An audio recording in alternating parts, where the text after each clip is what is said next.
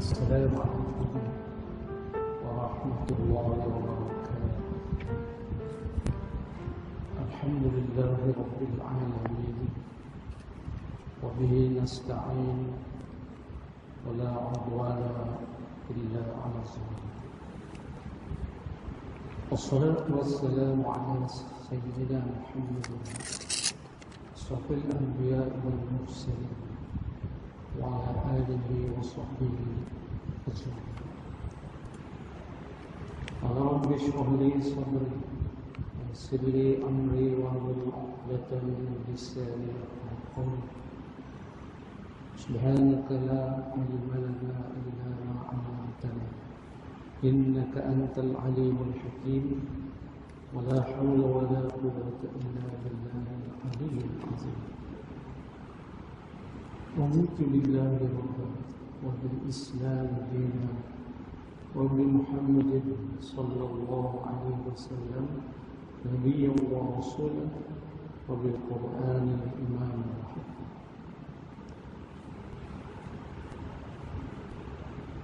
Yang saya hormati pegawai masjid, pegawai EJK, pegawai masjid Al-Bukhari dan seterusnya, para jemaah sekalian. Alhamdulillah, syukur kepada Allah SWT karena kita telah selesai mendirikan salat Jumat. Terusnya marilah kita meluangkan masa untuk sedikit tazkirah. Tazkirah ini berupa penjelasan ayat suci Al-Quran. Tuan-tuan dan puan-puan, dalam sebuah hadis, para sahabat radhiyallahu anhum telah berjumpa dengan Sayyidatina Aisyah, yaitu istri baginda Rasulullah sallallahu alaihi wasallam. Dan para sahabat bertanya, bagaimanakah keadaan perangai Rasulullah sallallahu alaihi wasallam? Maka Sayyidatina Aisyah menjawab, kana khuluquhu al-Quran. Artinya adalah perangai baginda Rasulullah SAW itu semuanya menepati ajaran Al-Quran. Lalu Sayyidatina Aisyah membaca qad aflahal mu'minun, hinggalah sampai kepada wallazina hum ala salawatihim yuhafizun. Katanya, begitulah perangai Rasulullah sallallahu alaihi wasallam. Jadi tuan-tuan, pada tengah hari ini, pada petang ini, marilah sama-sama kita memahami surah Al-Mu'minun mulai ayat 1 sehinggalah ayat yang ke-9. Karena diceritakan oleh Sayyidina Aisyah, itulah akhlak Rasulullah sallallahu alaihi wasallam. Allah berfirman, Bismillahirrahmanirrahim, qad aflahal mu'minun. Sesungguhnya telah beruntunglah orang-orang yang beriman. Maksud yang sama, telah berjayalah orang-orang mukmin. Kenapa disebut dalam ayat ini orang mukmin itu berjaya? Sudah tentulah ada perkara-perkara yang dilakukan, yang dilaksanakan oleh orang mukmin yang menyebabkan Al-Quran mengatakan sungguh telah berjayalah orang-orang yang beriman. Yang pertama, Allah sebut, sebelum kita memahami ayat tersebut, marilah kita sama-sama semua memahami apakah yang dimaksud dengan orang-orang mukmin. Orang-orang mukmin ialah orang-orang yang percaya kepada Allah, beriman kepada Allah, beriman kepada Rasul, dan beramal dengan syariat yang dibawa oleh baginda Rasulullah sallallahu alaihi wasallam. Ini orang-orang yang beriman. Maka orang-orang yang tidak percaya kepada Allah, tidak beramal dengan ajaran-ajaran yang disampaikan oleh Rasulullah, mereka itu tidak digelar sebagai orang yang beriman. Dan apakah ciri-ciri orang yang beriman? Apakah ada pada kita? Kita pun orang beriman. Kita mengaku Allah yang Maha Esa sebagai Tuhan dan Nabi Muhammad sebagai pesuruh. Kita melaksanakan apa yang disuruh dan perintah oleh Allah. Dan sekarang Allah sebut di antara ciri-ciri orang yang beriman itu ialah alladzina hum fi salatihim khashi'un. Maksudnya yang pertama ciri orang yang beriman ialah mereka itu salat,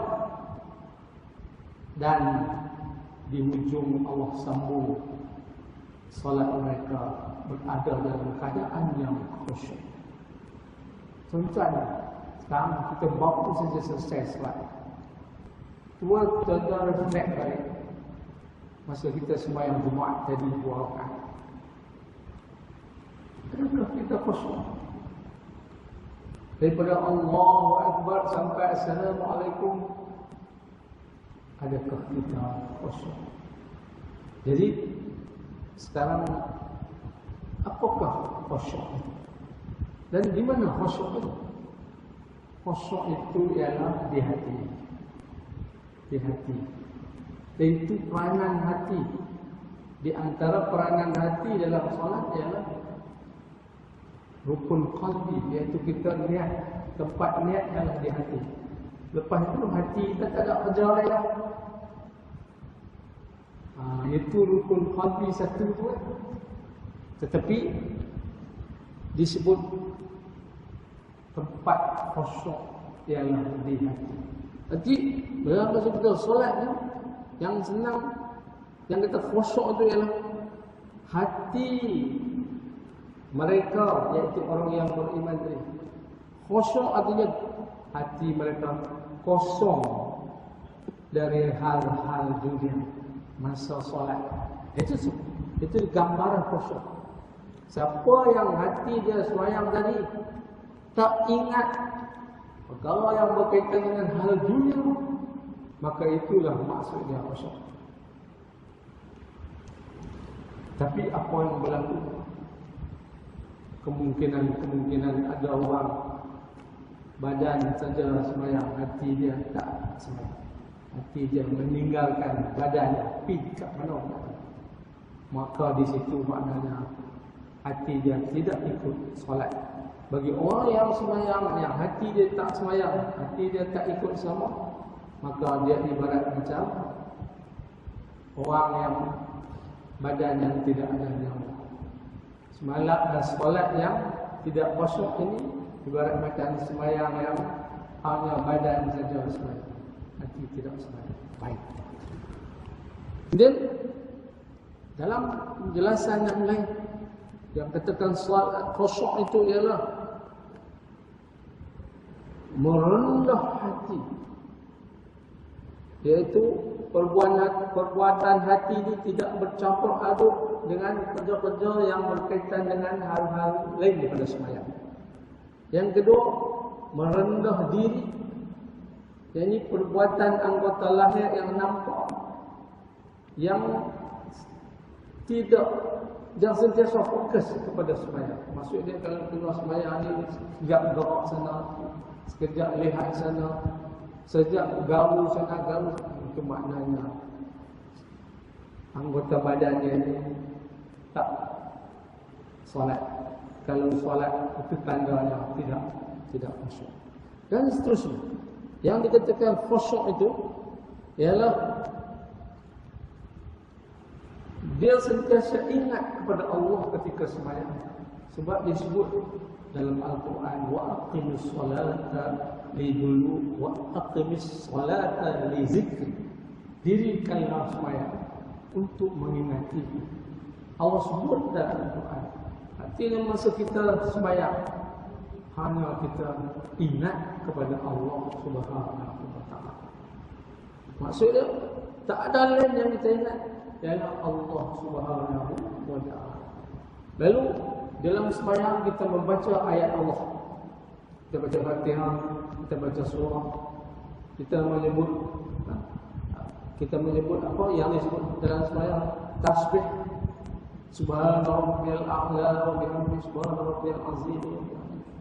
Maka kita hendaklah menghayati apa yang kita baca.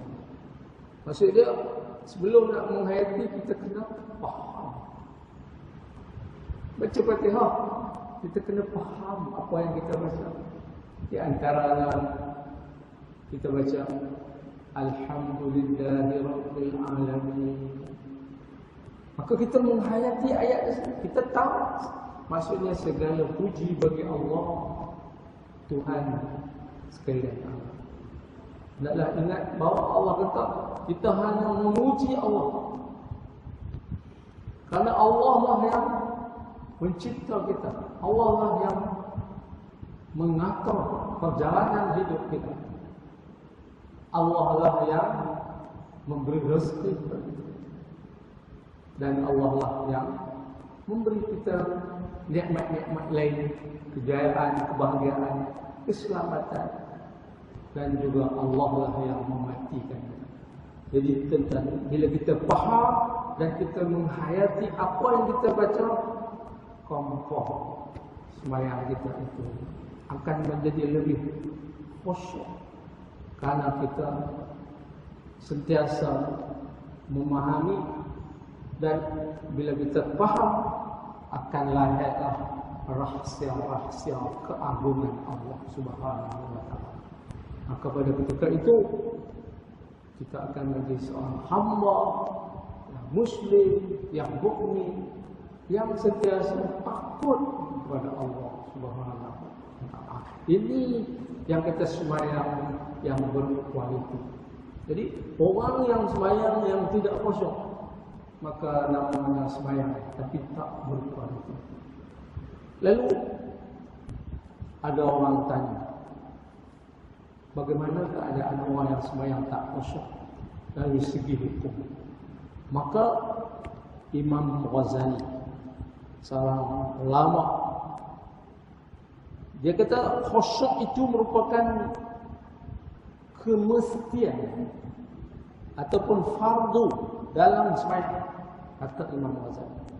Bermakna jika sembahyang itu tidak khusyuk, tidaklah terpakai sembahyang itu.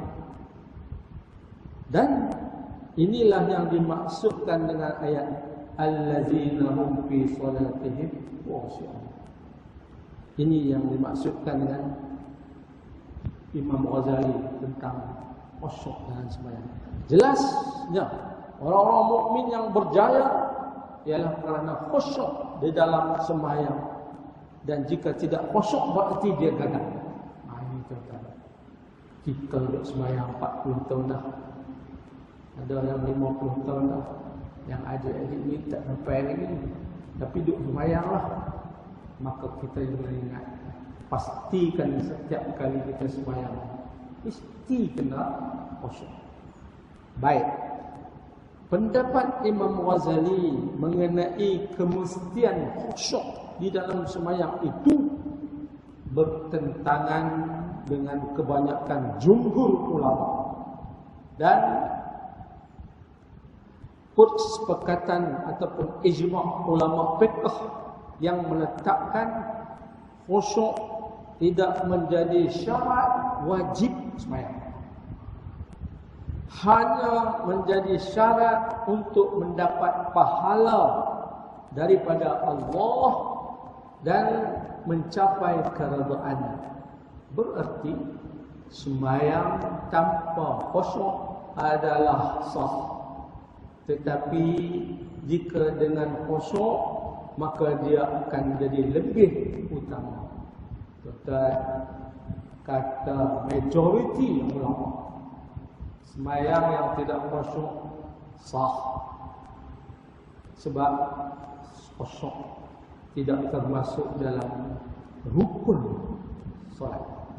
Jadi tuan-tuan, alhamdulillah bagi yang sembahyang tak khusyuk sah, tapi dari segi kualiti kita tak dapat 100% contohnya.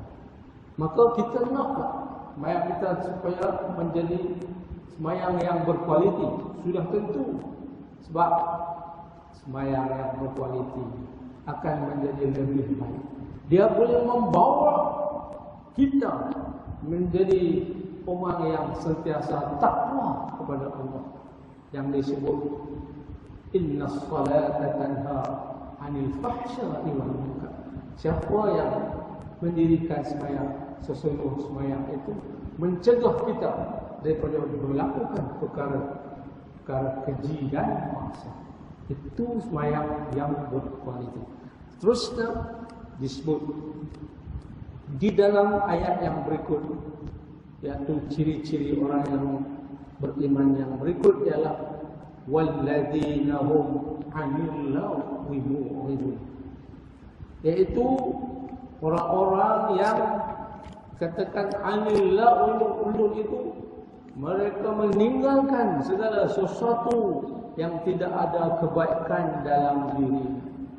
Maknanya bila dia telah melaksanakan solat secara khusyuk, jadi kesan khusyuk itu telah membawa diri dia di luar sembahyang.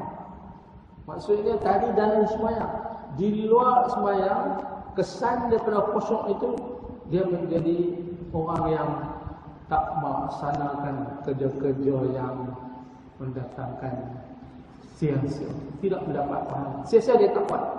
Kerja-kerja yang lama dia tinggalkan. Apa dia? Banyak yang lama yang kita kerja buat yang tak dapat pahala di sisi Allah, dia anggap lama, dan perbuatan itu tidak berguna. Jadi lama di sini dimaksudkan dengan dua, sama ada perkataan atau perbuatan. Jadi tuan-tuan, di luar sembahyang melalui perkataan, masa kita sembahyang kita tak boleh buat benda-benda yang lain selain daripada sembahyang. Luar sembahyang kita bebas bercakap. Maka kita harus ingat bahawa orang-orang yang beriman kepada Allah, orang-orang yang berjaya tadi, iaitu orang mukmin yang dia tinggal yang lama, yang lalai, yang tak memberi faedah, yang sia-sia dari segi percakapan. Yang kedua, dari segi perbuatan, dia tak buat kerja-kerja yang tidak mendatangkan faedah. Ini yang disebut sebagai walladzina hum 'anil lagwi mu'ridun. Jadi kalau kita lihat lebih dalam, ini dah yang dimaksudkan oleh Allah tentang pengurusan masa ataupun dipanggil time management. Iaitu kita dalam masa hidup, ingat, kita jangan buang masa. Masa yang ada itu naklah kita gunakan dengan sebaik-baiknya. Setiap saat kita akan direkod apa yang kita lakukan. Oleh itu, kalau kita lakukan perkara yang negatif, perkara yang tidak berfaedah, maka kita akan disoal oleh Allah besok di hari kiamat. Jadi jangan sia-sia masa dan umur yang Allah bagi kepada kita. Yang ketiga, selepas Allah sebut orang-orang yang beriman ini dia tak lara dan tak lalai daripada mengingati Allah ataupun dia tak buat kerja-kerja yang Allah tak suka. Yang ketiga disebut walladzina hum lizakati fa'ilun. Jadi ialah berkaitan dengan hablun minan nas. Yang tadi disebut hablun minallah, dan seterusnya disebut walladzina hum lizakati fa'ilun. Orang-orang yang beriman ini ialah mereka sentiasa melaksanakan ibadah zakat. Ibadah zakat ni ialah nak menyucikan jiwa dan harta dengan membayar zakat. Contoh, zakat untuk golongan-golongan yang memerlukan, iaitu 8 golongan yang susah. Maka kita sebagai hamba Allah tak boleh pentingkan diri sendiri. Bagi yang mampu, dia hendaklah mengeluarkan zakat. Bagi yang tak mampu, zakat dalam bentuk sedekah, dalam bentuk haibah, dalam bentuk wakaf, semuanya itu merupakan ibadah yang menyokong kita dalam membantu golongan-golongan yang susah, yang memerlukan. Jadi hubungan kita dengan Allah kita jaga, maka hubungan kita dengan sesama manusia pun kita tidak abaikan. Jadi yang berkaitan dengan zakat, itulah yang disebut walladzina hum bizakati fa'ilun. Baik. Seterusnya disebut dalam ayat yang keempat, yang kelima, walladzina hum li furujihim hafizun. Apa maksud orang-orang yang beriman, orang yang mukmin? Di antara ciri mereka yang lain, yang kelima disebut dalam surah Al-Mu'min, yang mereka jaga kemaluan mereka.